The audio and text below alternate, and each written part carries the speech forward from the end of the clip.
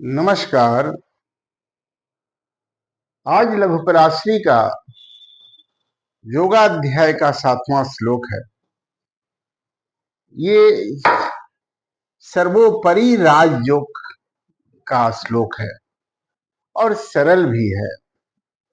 इस तरह के योग अगर किसी के कुंडली में लगता है तो फिर उस ग्रह की महादशा, जो कारक ग्रह की जो महादशा अंतर्दशा है, वो बिल्कुल अप्रत्याशित रूप से शुभ फल देने वाली होती है।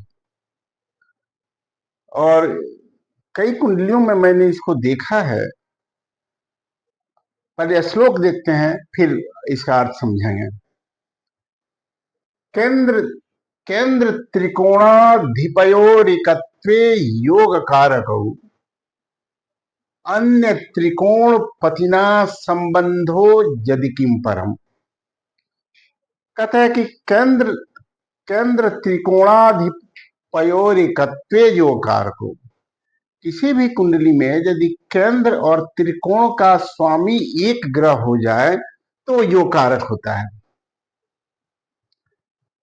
केंद्र अर्थात 1 4 7 10, त्रिकोण अर्थात 5 9, उनका अधिपति यदि एक ही ग्रह हो तो योग कारक होता है।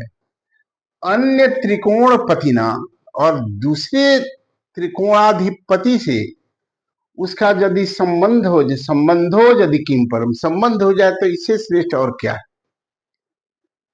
तो जैसा कि आप देखते हैं इस कुंडली को, तुला लग्न है इसमें, और शनि की राशि, एक राशि मकर, दूसरी राशि कुंभ, एक चतुर्थ भाव में है, एक पंचम भाव में है।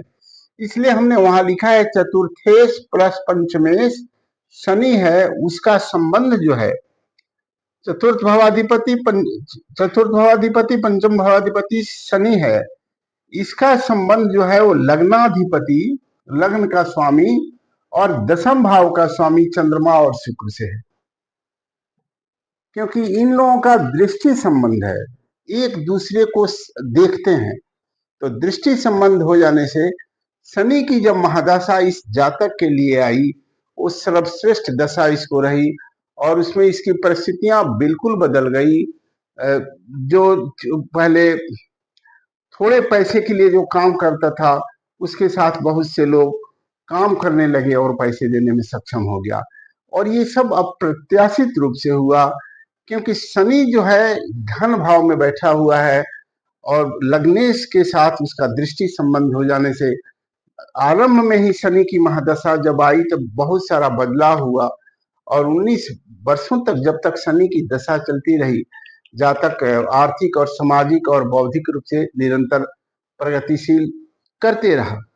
प्रत्येक लग्नों में कोई केंद्रेश और त्रिकोणेश, कोई न कोई ग्रह होता है, यदि उसका संबंध एक दूसरे से है तो बहुत शुभ फल करता है। तुला लग्न में जैसे शनि हो गया केंद्र और त्रिकोण का स्वामी, वृषभ लग्न में भी शनि हो जाता है, क्योंकि वृषभ लग्न में शनि की एक राशि 9वें भाव में और दूसरी राशि 10वें भाव में पड़ती है, वहां भी शनि हो जाता है, नौमेश और दशमेश।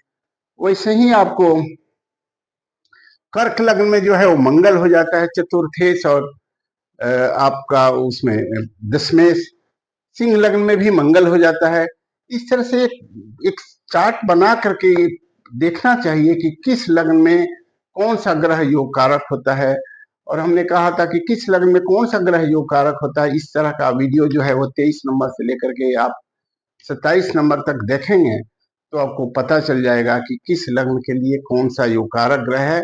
और किसी भी कुंडली में इस तरह का योग है तो निश्चित रूप से ये शुभ फलदायी होगा और जातक के लिए ये उत्तम फल लाएगा अपनी दशांतर दशा काल में।